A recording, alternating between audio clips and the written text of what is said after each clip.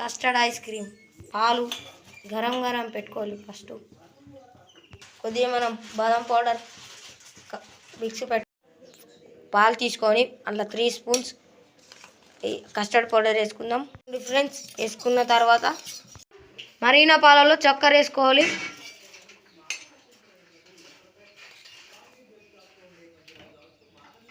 అంతా యాలకుల పొడి వేసుకోవాలి. కస్టర్డ్ పౌడర్ వేసుకోవాలి. అప్పుడు మనం చేసుకున్నది కస్టర్డ్ పౌడర్ వేసుకొని కలుపుకోవాలి.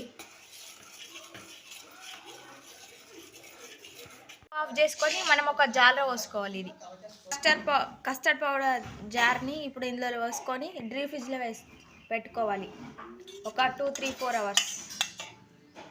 ఇప్పుడు బాదంతో గార్లిష్ చేసుకోవాలి. ఓకేనా, గార్లిష్ చేసుకొని డీప్ ఫ్రిడ్జ్లో పెట్టుకోవాలి ఒక 2-3-4 అవర్స్.